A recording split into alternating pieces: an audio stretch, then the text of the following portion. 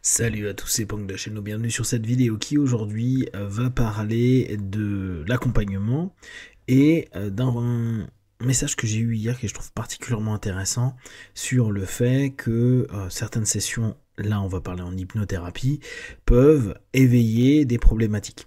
D'accord? Donc vous allez voir quelqu'un, vous allez y aller avec un objectif qui est en général assez concret, et vous allez avoir un travail soit sur du conversationnel, soit sur du ritualisé, et au fur et à mesure, vous allez peut-être faire émerger un ensemble d'éléments. Parfois consciemment, parfois moins consciemment, et parfois ça n'a pas été verbalisé pendant la session, et c'est post-session où vous allez en ressentir un petit malaise, pas forcément vous sentir bien, et peut-être dans les rêves, voire dans des sorties de transe a posteriori, on va dire 1 heure, 2 heures, 3 heures après la session, vous allez avoir une espèce de flash, de feedback de choses du passé, ou d'éléments qui vous ont pas forcément fait du bien dans votre vie. Parce que ça a pu être en lien avec votre objectif, ou peut-être dans tout le travail conversationnel et les émergences que vous avez pu avoir pendant vos réponses. N'oubliez pas que il y a un aspect questionnosophique qui est particulièrement important, répondre à des questions, aller sur des recherches au travers de ce questionnement, qui peut faire émerger des choses. Ou, deuxième facteur qui peut se passer, c'est pendant la transe où le facteur de jugement est bas, la communication entre le conscient et le subconscient fait réémerger des messages du subconscient vers le conscient. Seulement pendant la session d'hypnose, la compréhension du message subconscient n'est pas toujours hyper clair. La sortie de transe qui fait revenir le facteur critique va permettre une analyse plus ou moins consciente à ce moment-là de ce qu'on est en train de vivre, genre je suis pas très bien, je me sens un peu patraque, ou je me sens un peu triste, ou je me sens un peu agacé, etc. Et à un moment, on peut revenir des idées, des concepts, des éléments qui ont pu être problématiques ou que vous avez pu vivre, et ça a réactivé. À ça donc, on va se dire, ouais mais du coup, l'hypnose, il fait quoi pour ça? Parce que, à la base, moi je viens pour une session d'hypnose pour me sentir bien, ou en tout cas pour me sentir mieux. Alors, là encore, ça va dépendre des cadres complets de vos praticiens, mais une session d'hypnose, c'est pas dit que vous allez vous sentir bien. Sachant que le but de l'hypnothérapie, c'est d'aller faire bouger un ensemble d'éléments conscients et subconscients, et permettre potentiellement de trouver des ressources et une capacité à réaménager différents patterns et différentes problématiques pour que ce soit plus acceptable.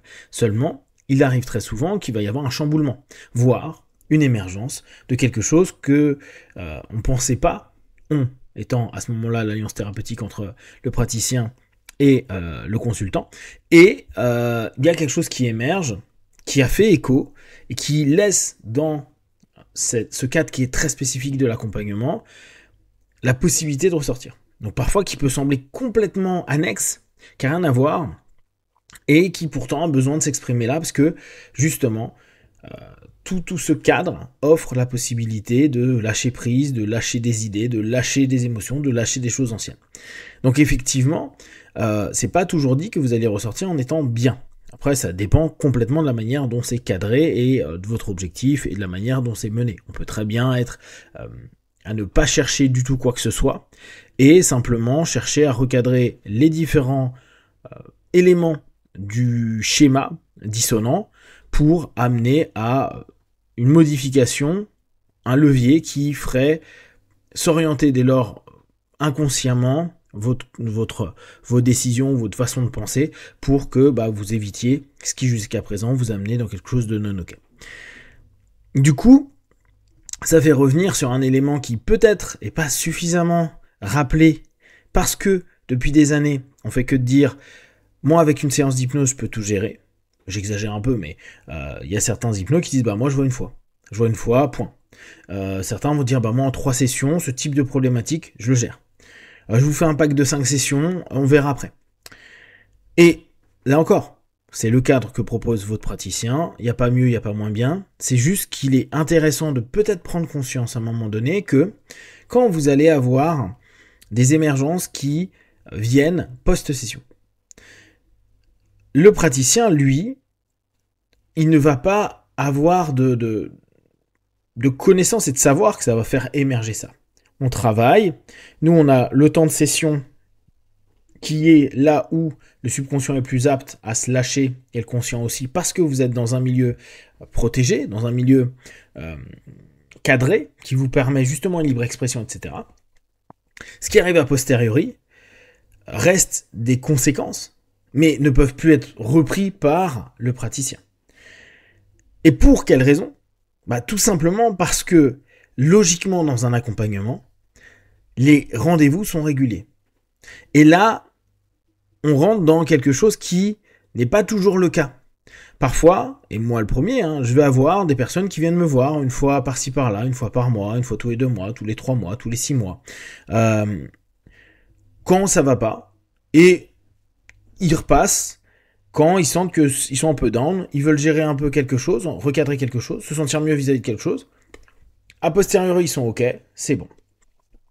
Sauf que il y a des moments où va y avoir donc des choses qui réémergent, la personne rentre chez elle, puis elle reste avec quelques jours, peut-être même quelques semaines.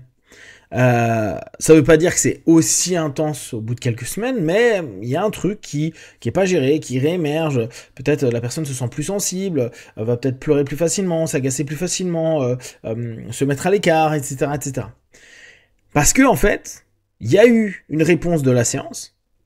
Le subconscient lui s'est dit cool, on est en train de prendre. Alors là, c'est vraiment un discours qui, je ne sais pas du tout ce que dit le subconscient, mais j'imagine, cool, on prend attention à moi, pour une fois je peux commencer à m'exprimer, j'ai un lieu, un espace où je peux prendre du temps pour moi, je travaille sur moi, c'est cool, youpi youpla, et d'un coup, il n'y a plus rien.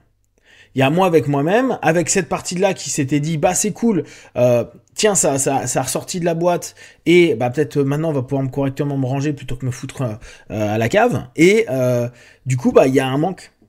Alors ça veut pas dire qu'au bout de quelques semaines ou mois, ça va pas à nouveau être complètement nié, et puis ça va rentrer là où c'était. Mais je pense que c'est important de vous rendre compte, et peut-être de le garder en tête, quand vous allez faire un accompagnement, logiquement, quasiment aucun hypno peut vous dire exactement ce qui va se passer, et encore moins sur combien de temps ça va durer. Parce que justement, ces émergences-là, elles peuvent arriver, et du coup, si vous avez des séances une fois tous les 36 de l'année, vous allez dire 3 mois plus tard ou 4 mois plus tard, après la séance, je me suis senti pas très bien pendant quelques jours, puis après ça allait bien. Je l'ai à nouveau mis sous le tapis. Alors que si c'est vraiment le principe d'un accompagnement, même si aujourd'hui les hypnos, vu qu'ils se battent beaucoup sur celui qui va le plus vite, celui qui gère le plus rapidement, parce que surtout ce n'est pas une psychanalyse qui dure des années, parce que ça va être la grande critique, mais regardez, même la TCC, donc qui est aujourd'hui la thérapie psycho la plus validée au monde, ça peut durer des dizaines de sessions.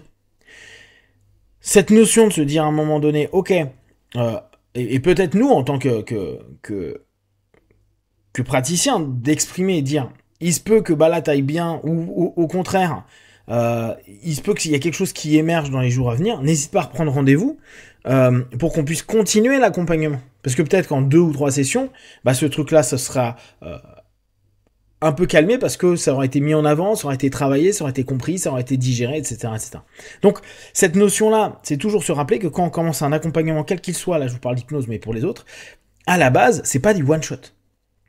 Donc, respectez aussi votre être psychique à vous dire, c'est pas du one shot. Je vais toujours vous faire le comparatif avec les copains kinés. Vous allez pas voir un kiné pour, je dois faire de la rééduque, j'y vais qu'une seule fois, et c'est youpli youpla.